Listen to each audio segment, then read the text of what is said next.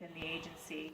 And so on a monthly basis, we meet during lunch, either for smaller sessions or for larger events such as this, to really just discuss certain topics of interest, anything that we'd like to hash out. And, whoops, message, thank you. It says the audio is still going in and out. Audio is still in and out. Oh, okay, sorry.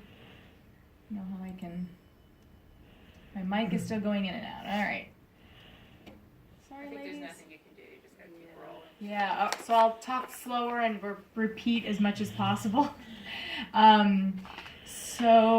Today's session, or October, is Breast Cancer Awareness Month, and therefore we wanted to invite someone from the Susan B. Komen organization to really talk about how we can support our loved ones with cancer. And it doesn't have to be just breast cancer, but cancer in general.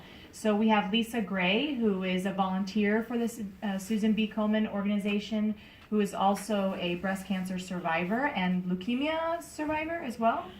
So I wanted to welcome her, and she can talk more about herself and her experience, and then we'll open up for questions and a discussion afterwards. Okay? Still breaking up. Oh, sorry, everybody.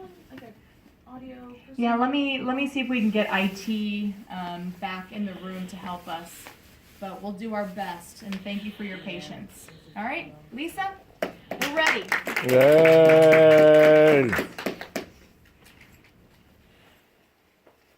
Thank you, everyone. I'm happy to be here and see a nice, intimate size of a crowd.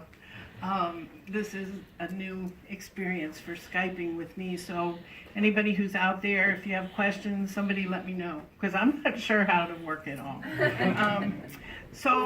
I am an 18-year breast cancer survivor, and I just want to tell you a little bit about my own experience to begin with. And I was 47, going for my annual mammogram. I had no family history,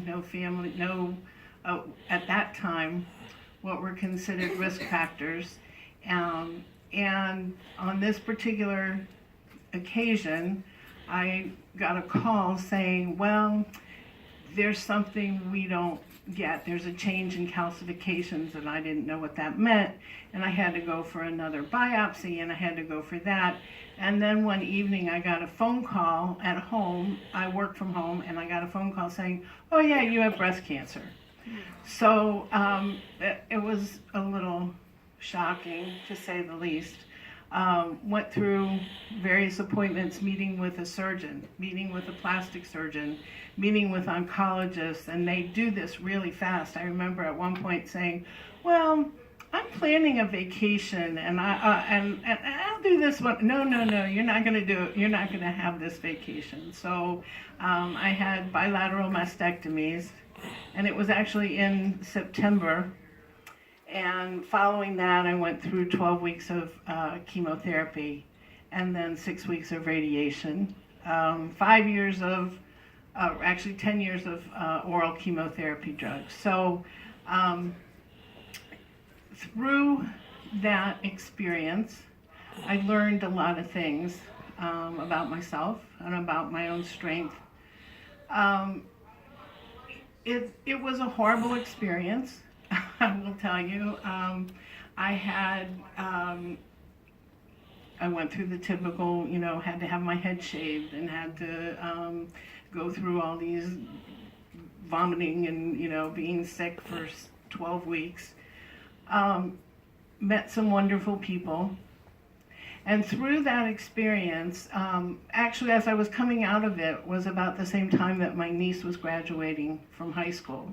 And that was at DAR Constitution Hall. And I don't know if you've been there for a graduation, but they have, if you're the visitor, you're in the balconies, and then the young graduates are walking in. And at the time, and still, it was 1 in every 8 women is diagnosed. And I'm looking at these young women walking in for their high school graduation and found myself counting. And I thought, no, this is not acceptable. This can't happen. and decided that I had to do everything I needed to do. So I started learning about breast cancer. What I found out is that there's no one breast cancer. Every single person it's different. There's invasive, there's ductal, there's triple negative, there's many different kinds of breast cancer.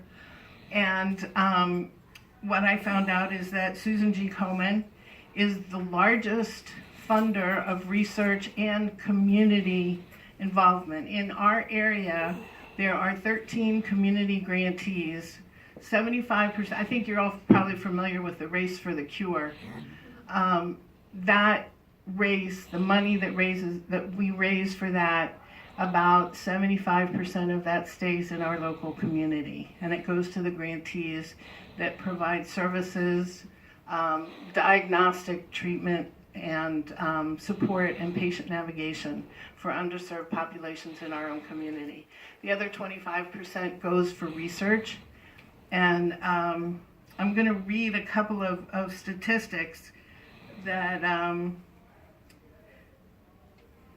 that Komen researches in 33 states, including DC, and 11 countries are working to find an end to breast cancer. There are 11 new strategies. I don't know, maybe some of you have started seeing the commercials on television, well, all the drug commercials on television, but the ones for, metastatic breast cancer, and that's just in the last year, thanks to a lot of the research that has been done. What I also found is that since 1989, breast cancer deaths have dropped by 39%, and that's mostly because, number one, since the early 90s, there's been more attention, more awareness, more early detection. Actually, more people talking about it, and it's become a real thing, and it's been acknowledged. But there are still 35 to 40,000, or I'm sorry, in 2018, more than 260,000 will be new cases of invasive breast cancer. And we just need to do something about that. That needs to end. As I said to Mimi before, one of my taglines is I hate cancer, and I can't stand the fact that anybody would have to go through what I've gone through. And if what I've gone through is going to help end it for other people, then that's wonderful. There's 40% in our in the African American women have a 40% higher death rate from breast cancer. Hispanic women, breast cancer is the leading cancer death in Hispanic women. And over 154,000 women in the U.S. are living with metastatic breast cancer. So again, we need to do what we can. And as a result of learning some of these things and not accepting them, I somehow found strength and decided I was going to do something. So when I finished my chemotherapy and I was in radiation therapy, and I had a dog, a great dog, who was the reason I got out of bed every morning. And I would have to walk him, and I remember one morning walking and hearing an ad for the Susan G. Komen Race for the Cure. And I called my sister, and I said, hey, maybe we could volunteer and give out water or do something. And she said to me, maybe we should walk it. And I was still bald. And she turned around and she called some of my friends, particularly my former college roommate who came down from Massachusetts and Connecticut, and several other people, and all of a sudden I had a team of what I call my co-survivors. And they got me through that race. I remember sitting by the monument after the race, just too exhausted to even get back to the metro. But man, we waited and waited, and we walked and we finished, and then they got me back home, clearly. I got there and I moved on. But so, you know, that brings me to what brings me and what gave me the strength. And I think I'm just a control freak anyway, and I wasn't going to let this get to me. But it was my family and my friends who were there. They were there when I needed a ride. They were there when I needed a meal. And they were there when I needed a shoulder, or they let me talk and they let me listen and they listened. Or they, you know, amused me and took me shopping, or they held my hand when I got my head shaved. So co-survivors, caring for loved ones, whether it's breast cancer or any other kind of cancer, is just so critical. And so I was wondering, among you, have you ever had to care for, or what has been your experience with caring for a loved one as a co-survivor, or as a patient, have you had a co-survivor, and what do you think are their strengths, and what do you think is important? Anybody want to share their, yeah?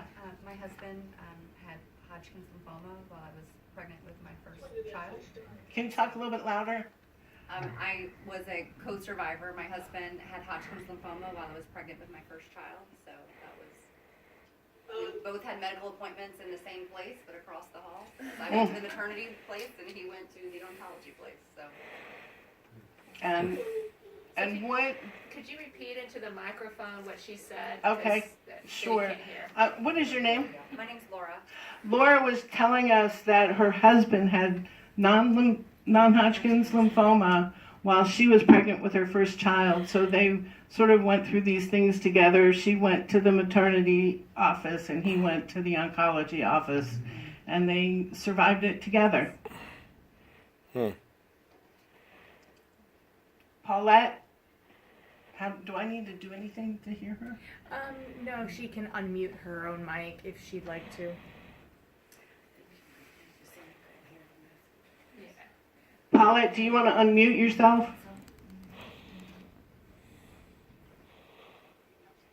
Maybe not.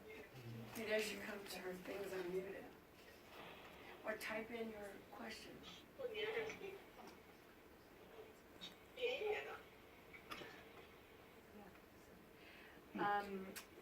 So I have something to share. My mother went through breast cancer and didn't tell us for quite some time. And then when she finally told us, it was like, don't worry about it, I got it covered, you know. And I feel like that might be a symptom of being a mom, is that you don't want your children to worry.